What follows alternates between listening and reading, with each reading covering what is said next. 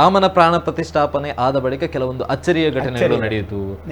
ತಮ್ಮ ಗಮನಕ್ಕೆ ಬಂದಿರುವಂತ ವಿಚಾರ, ಕಣ್ಣಾರೆ ಕಂಡಿರುವಂತದ್ದು, ಆ ವಿಚಾರವನ್ನ ಹೇಳೋದು. ಯಾರೋ ಹೇಳಿದ್ರೆ ಅವ್ರು ಗೆ ಅಂತ ಅಂತಾರೆ, ಅವ್ರು ಹೇಳಿದ್ರು ಇವ್ರು ಹೇಳಿದ್ರು ಹಾಗಾಯ್ತಂತ. ಈಗ ಇದು ನಮ್ಮ ಕಣ್ಣಾರೆ ಕಂಡದ್ದು. ಈಗ ನಾವು ಹೇಳ್ತೇವೆ ಎಲ್ಲರಿಗೆ ಇನ್ವಿಟೇಷನ್ ಕಳಿಸಿದ್ದಾರೆ.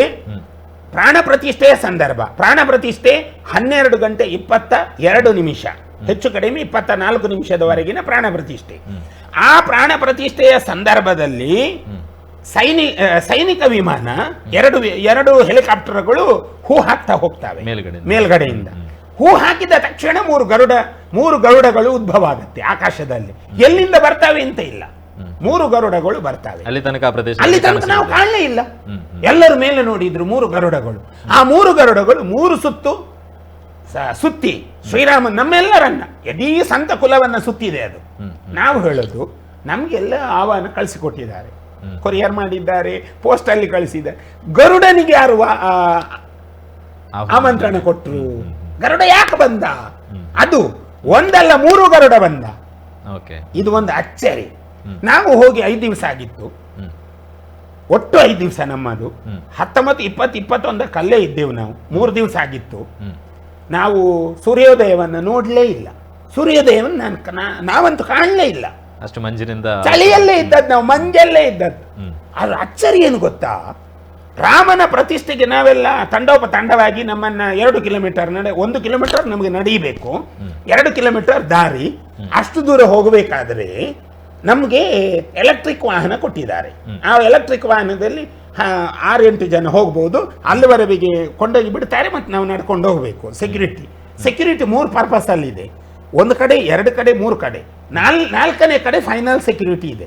ಅಲ್ಲಿ ಎಲ್ಲವನ್ನು ನಾವು ಚೆಕ್ ಮಾಡ್ಕೊಂಡು ಹೋಗ್ಬೇಕು. ಒಂದೇ ಒಂದು ಹುಳ ಆಮಂತ್ರಣ ಪತ್ರಿಕೆ ಇಲ್ಲದೆ ಒಳಗೆ ಹೋಗುವಾಗಿಲ್ಲ, ಕೋಡ್ ನಂಬರ್ ಇಲ್ಲದೆ ಒಳಗೆ ಹೋಗುವಾಗಿಲ್ಲ. ಹಾಗೆ ಹೋಯ್ತು. ಹೋದವಾಗ ಏನು ಬಿಸಿಲು. 9 ಗಂಟೆಗೆ ನಾವು ಅಲ್ಲಿ ಮುಟ್ಟಿದ್ದೇವೆ.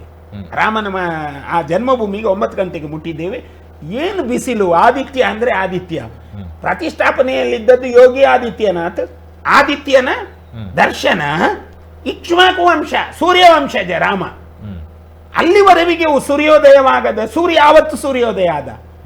ಪ್ರತಿಷ್ಠೆಯ ಪೂರ್ಣ ಸಮಯಗಳನ್ನು ಎಂತಹ ಬಿಸಿಲು ಅಂದ್ರೆ ಉರಿ ಬಿಸಿಲು. ಅಂದ್ರೆ ಅದು ಮೋಡದ ಮರೆಯ ಸೂರ್ಯ. ಉರಿ ಬಿಸಿಲು. ನಮ್ಮ ಇಡೀ ಮೈಯೆಲ್ಲ ಸುಡ್ತಾ ಇತ್ತು, ಅಷ್ಟು ಬಿಸಿಲು. ಆ ಬಿಸಿಲಲ್ಲಿ ರಾಮ ದರ್ಶನ. ರಾಮ ಇಕ್ಷ್ವಾಕು ವಂಶಜ, ಅರ್ಥಾತ್ ಸೂರ್ಯ ವಂಶಜ.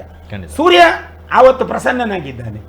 ಸೂರ್ಯನಿಗೆ ಯಾರು ಲೆಟರ್ ಕೊಟ್ಟರು, ಆಮಂತ್ರಣ ಕೊಟ್ಟರು. ಈಗ ಎಲ್ಲರೂ ಚರ್ಚೆ ಮಾಡಿದ್ದೇನು, ನಮ್ಗೆ ನೀವು ಆಮಂತ್ರಣ ಕೊಡಬೇಕಾಗಿಲ್ಲ, ಶಂಕರಾಚಾರ್ಯರಿಗೆ ನೀವು ಕರೆಸಬೇಕಿತ್ತು, ಶಂಕರಾಚಾರ್ಯರ ಕೈಯಲ್ಲಿ ಪ್ರತಿಷ್ಠೆ ಮಾಡಬೇಕಿತ್ತು ಅಂತ ಎಲ್ಲ ವಾದ ವಿವಾದಗಳನ್ನು ಮಾಡಿದ್ದಾರೆ. ಈ ಎಲ್ಲ ಮಾಡಿದ್ರು ಕೂಡ ಅಲ್ಲಿ ಅಷ್ಟು ದಿವಸ 3 ದಿವಸ ಬೆಳಗಾದ ಭಾನು 22ನೇ ತಾರೀಕಿನ ಪ್ರತಿಷ್ಠೆಗೆ 4 ಗಂಟೆಯವರೆಗೆ ನಮಗೆ ಬೆಳಗಿದ, ಶ್ರೀರಾಮನನ್ನು ಬೆಳಗಿದ. ಇದು 2ನೇ ವಸ್ತು. 3ನೇದ್ದು, ನಾವು ಹನುಮಾನ್ ಗಡಿಗೆ ಹೋದಾಗ ಹನುಮಾನ್ ಗಡಿಯಲ್ಲೂ ಇಡೀ ದಿವಸ ಇದ್ದೆವು ನಾವು. 20ನೇ ತಾರೀಕು ಪೂರ್ತಿ ಹನುಮಾನ್ ಗಡಿಯಲ್ಲಿದ್ದೆವು ನಾವು. ಅಲ್ಲಿ 1-2 ಕಪಿಗಳನ್ನು ನೋಡಿದ್ದೇವೆ ನಾವು. ಒಂದು 10-20 ಕಪಿಗಳು ಅಲ್ಲಿ ಆಸ್ಪಾಸಲ್ಲೇ ಇದ್ದಾವು. ಯಾವಾಗ ಶ್ರೀರಾಮನ ಪ್ರತಿಷ್ಠೆಯಾಯಿತು, ಇಡೀ ಕಪಿ ಸಂಕುಲ, ಬಹಳ ಆಶ್ಚರ್ಯ, ಇಡೀ ಕಪಿ ಸಂಕುಲ ಜನ್ಮಭೂಮಿಯಲ್ಲಿ ಬಂದು ಸೇರ್ಕೊಂಡಿದ್ದಾರೆ. ನೋಡಿ, ಕಪಿಗಳದ್ದು ಒಂದು ಚೇಷ್ಟೆ ಇದೆ. ಏನು? ಮನುಷ್ಯರನ್ನ ಕಂಡಾಗ ಗ್ರರ್ ಅಂತವೆ. ಅಂದ್ರೆ ಅವುಗಳಿಗೇನು ನಾವು ಉಪದ್ರ ಮಾಡ್ತೇವೆ ಅನ್ನುವ ಭಾವ. ಮತ್ತೆ ನಮ್ಮ ಕೈಯಲ್ಲಿ ತಿಂಡಿಯೋ ಪೊಟ್ಟಣವೋ ಏನಾದ್ರೂ ಇದ್ರೆ ಎಳೆದುಕೊಳ್ಳೋದು, ನಮ್ಮ ಮೇಲೆ ದಾಳಿ ಮಾಡ್ತಾವ ಅವು ಆಹಾರಕ್ಕಾಗಿ.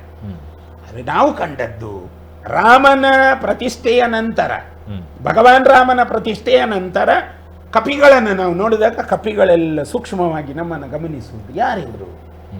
ನಮಗೆ ಅರ್ಥ ಆಗೋದು, ಯಾರಿವರು, ಎಲ್ಲಿಂದ ಬಂದರು, ಯಾಕೆ ಬಂದರು? ಅವರೊಳಗೆ ಒಂದು ಪ್ರಶ್ನೆ ಬಂದಿತ್ತೋ ಏನು, ಕೈ ಕಟ್ಟಿಕೊಂಡು ನೋಡೋದು, ನಮ್ಮನ್ನೇ ನೋಡೋದು, ನಮ್ಮ ಹತ್ತಿರ ಬರೋದಿಲ್ಲ. ಅಂತಹ ಕಪಿಗಳನ್ನು ನೋಡಿದ್ದು ನಾವು ಸರ್ವೇ ಸಾಮಾನ್ಯ ಅಯೋಧ್ಯೆ. ಹಾಗಿದ್ರೆ ರಾಮನ ಪ್ರತಿಷ್ಠೆ ಆಗ್ತದೆ ಅಂತ ಈ ಕಪಿಗಳಿಗೆ ಯಾರು ಆಮಂತ್ರಣ ಕೊಟ್ಟರು? ಯಾವ ತೀರ್ಥಕ್ಷೇತ್ರ ಟ್ರಸ್ಟ್ ಕೊಟ್ಟಿತ್ತು? ಹಾಗಾಗಿ ಈ 3 ವಿಸ್ಮಯಗಳು ನಮ್ಮ ಕಣ್ಣೆದುರು ನಡೆಯಿತು.